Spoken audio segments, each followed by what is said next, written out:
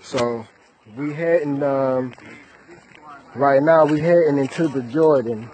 Jordan has many rivers. It has many rivers.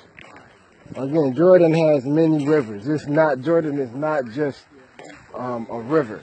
You know, we just passed the spot where one of the main spots where John emerged at. That was just one of the main spots he emerged at, but he also emerged in here within the Jordan.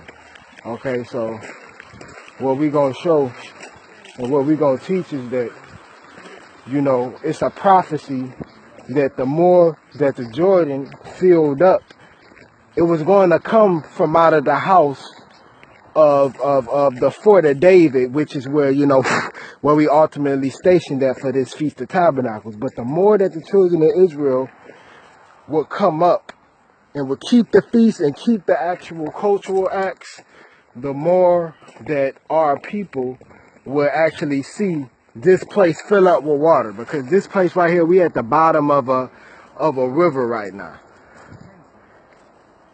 We at the bottom of a river right now. So that place where we just left from, I hope it got recorded. Hope it actually caught that when I was speaking. But that's the place where John, many know in Aramaic Hebrew as Yehukanan, actually was emerging at, right there near the Salt Sea. And right now, Jordan is in southern Jerusalem. That's where the real Jordan is. The real Jordan is in southern Jerusalem. And Jordan is not Jordan has many rivers, but Jordan is a location for the most part. So it's a prophecy that the waters which gush out from the fort of David and it will flow toward its patterns that Hezekiah and some of the other kings had built, that flow off from Tel Arad or Mount Zion unto all of the other river patterns that, you know, fill Jerusalem's water source. And it was going to flow into the Salt Sea again. And right now we see the water flowing because we see the children of Israel, we starting to return back again. So, you know, it's just my testimony to you all that it's time to come back and fulfill this prophecy. What happened in Amona is part of the prophecy of what's still happening until this very day. And we got a lot of the Gentiles that's going to cleave on to our people. Hey, Asamea. Hey, shalom. Hey, don't let me interrupt. Sorry. So, right now, all we see is we see prophecy happening with our people. And we see the Gentiles. We living in the time of the Gentiles where they trotting upon our land because of the defilement that we have brought upon the land, but by not keeping the cultural acts and turning it to the religious acts of the other nations.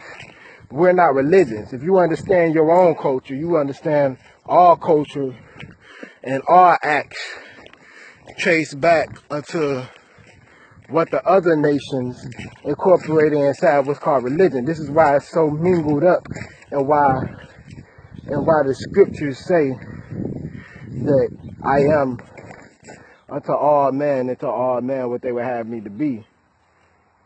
Because a lot of our cultural acts, is that mine? Yeah, I'm pointing to you. This is why a lot of our acts is mixed up with what the Muslims practice, because we were the ancient Muslims during the time of the Moors. This is why we were the ancient Christians during the time of the Moors. Thank you, brother. This is why many people are confused with religion versus the culture of the Israelite people. But like I was saying earlier, we have obtained the language, and now this is hitting the front fan of the world news now. I-24 Israeli News on the Haaretz been making a newspaper, and we've been fulfilling this prophecy according as the scripture said. So right now we're about to get emerged. We're about to get emerged, and I'm about to cut the camera off. Because now we about to step into some real, we about to get on holy tip right now. So with that, I say, Walama, I give a shout out to my wife, give a shout out to my son, give a shout out to my G-Ma, give a shout out to my father, give a shout out to my little sister. Definitely encourage you all to Herkin, because the fact of the matter is that I was chosen